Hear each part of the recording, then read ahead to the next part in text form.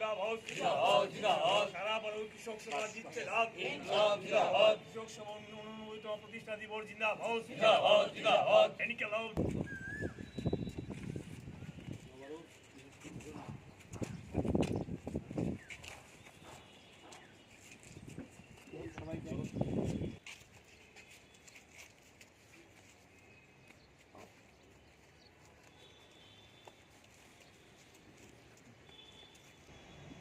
মহারাষ্ট্রে ওয়ার্লি বিদ্রোহ সেখানকার উপজাতিদের,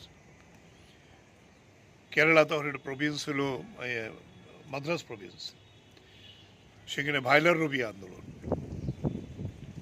তার পরবর্তী সময়েতে আমাদের তেলেঙ্গানা কৃষক আন্দোলন, সুরমাবিলি, আমাদের অবিভক্ত বাংলাদেশে যে সিলেট অঞ্চল যেটা সুরমাবিলি, সেখানে কৃষকদের দীর্ঘদিনের একটা লড়াই হয়েছিল। ত্রিপুরায় রাজতন্ত্রের বিরুদ্ধে এবং ব্রিটিশ সাম্রাজ্যবাদের বিরুদ্ধে আমাদের উপজাতি কৃষকদের যে সংগ্রাম, এটাও কৃষক সংগঠন গণমুক্তি পরিষদ। আমাদের এখন কৃষক সংগঠন রাজ্যে প্রায় 3টেই। আমরা যারা গরিব কৃষক, যারা ক্ষেতমজুরও আছে, কৃষকও আছে, তাদের ক্ষেতমজুর, সারা ভারত কৃষক সভারই আরেকটা শক্তি, সহযোগী শক্তি গণমুক্তি পরিষদ। আমরা একসাথে, সংগঠন 2টা আলাদা হলো, আমাদের লক্ষ্য উদ্দেশ্য কেন্দ্রীয়ভাবে আমরা একভাবে কাজকর্ম করি। তাই ত্রিপুরায় দীর্ঘস্থায়ী লড়াই করার মধ্য দিয়ে কৃষকের অধিকার আদায় করেছিল 1978 সালে বামপন্থী সরকার আসার পরে।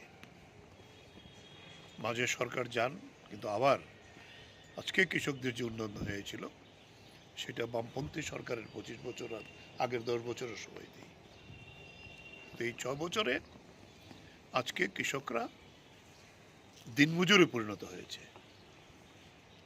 সেচ নেই, এটা বন্যা হয়ে গেল, কৃষকের কোনো সাহায্য নেই, বিএলডব্লিউ সেন্টারগুলো কোনো কাজ করে না, কৃষকের কোনো ধরনের কোনো প্রোগ্রাম কর্মসূচি সেখানে নেই। তাই সেদিক থেকে সারা ভারত কৃষক সভা, গণমুক্তি পরিষদ এবং ক্ষেতমজুর ইউনিয়ন আমরা গ্রামের মধ্যে কৃষকদের সংগঠিত করছি। আজকের এই কর্মসূচি আমাদের কেন্দ্রীয় কমিটি ডাক দিয়েছেন, গোটা দেশের সব গ্রামে যেখানে কৃষক সভা আছে পতাকা উত্তোলিত হবে। রাজ্যেও এখন পর্যন্ত যে আমি খবর পেয়ে আসলাম, দক্ষিণ ত্রিপুরা, গোমতী জেলা, পশ্চিম জেলা, এতে বিভিন্ন খবরগুলো আমি নিয়ে এসেছি, তাতে প্রায় বেশিরভাগ জায়গাতেই পতাকা, এত সন্ত্রাসের মধ্যেও কমরেডরা পতাকা উত্তোলন করছেন, করে এই প্রতিষ্ঠা দিবসের স্লোগান দিচ্ছেন, এবং গোটা দেশেই এটা পালিত হবে। আর এই কৃষক আন্দোলনে আজকে মোদী সরকারের বিরুদ্ধে মূল সংগ্রামের দায়িত্ব নিয়ে কাজ করছেন।